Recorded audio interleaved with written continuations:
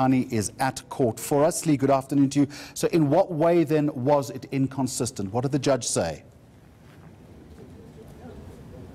Well, the judge really delivered the summary of his judgment. He didn't actually go into the details of why he found the decision inconsistent with the Constitution, but he did say that the decision to grant Dr. Grace Mugabe diplomatic immunity was unconstitutional and that it should be set aside and that the minister must pay the costs of this application. Now, to go into detail as to what this means, I am joined by attorney Willie Spies, who was here in court on behalf of AfriForum. What does this mean? And of course, a victory for AfriForum and Ms. Gabriella Engels. Yes, absolutely. The important thing now is that there's no hurdle in the way of the National Prosecuting Authority to do its work.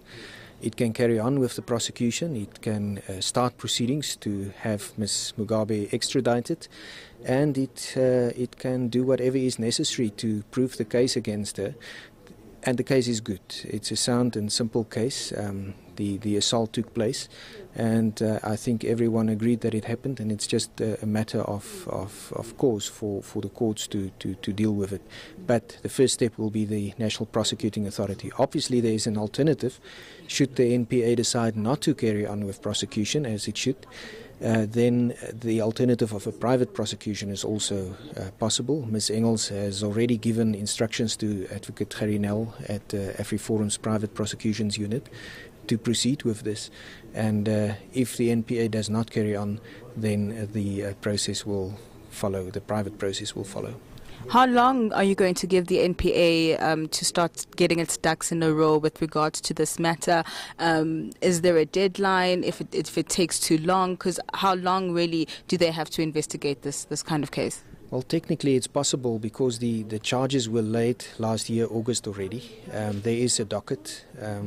The matter, there are witnesses. It's just a matter of getting the ball rolling. So technically it's possible for the NPA to deal with it immediately and to start off with the process immediately. Obviously there are no fixed time frames to these things, and processes need to run their course.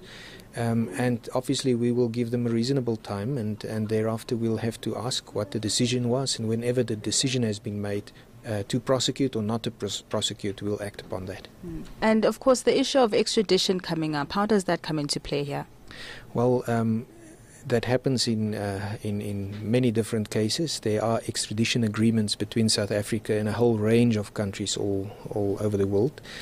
Such an agreement does exist with Zimbabwe, and based on that, the process just needs to be followed by the authorities in order to effect that. All right, thank you so much, Mr. Spies. Thank you. That was AfriForum's attorney, Mr. Willie Spies. Back to you, Jeremy. Steve, just very quickly then, this story just developing, but at this point then, as far as the sequential timeline goes, we will now await some response from the National Prosecuting Authority.